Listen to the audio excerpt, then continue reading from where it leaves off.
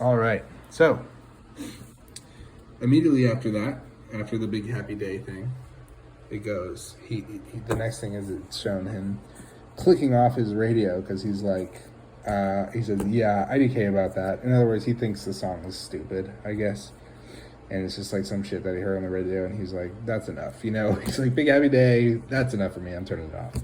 So it's on his drawer, and you can see it's 10:15. It clicks the music to the click, you know, whatever.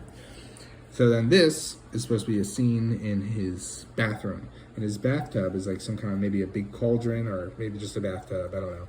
And I don't know. You know, I didn't draw very detailed here, but it could be a beautiful bathroom. You know, a nice bathroom. It doesn't have to be dark and scary or anything like that. Just like regular shit you might have in a bathroom, you know, whatever. There's a mirror over here and a sink and maybe no toilet. I don't really care. But so anyway, but the point is that there's some kind of first of all, this is filled with some kind of like off-white liquid. It looks like paint, and it pretty much is paint.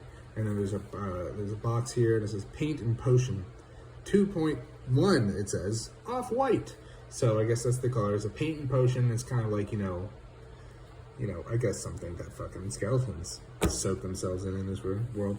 And this would be like a cupboard, and you could show like more sides of the box. More sides of the boxes of different colors, so it like shows that he has like a bunch of different colors, you know.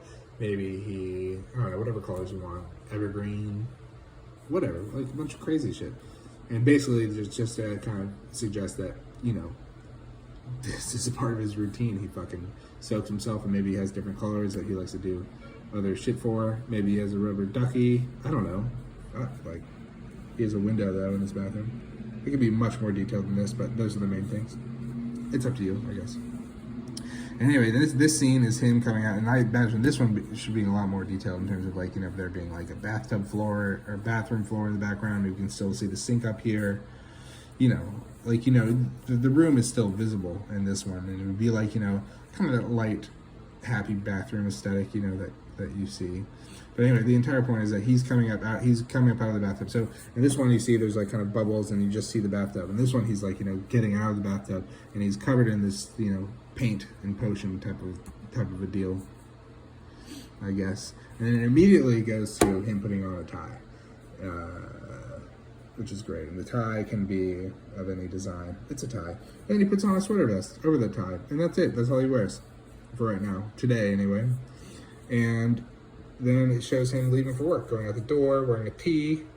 This is a tee pin for the company he works for. His face looks a little goofy here.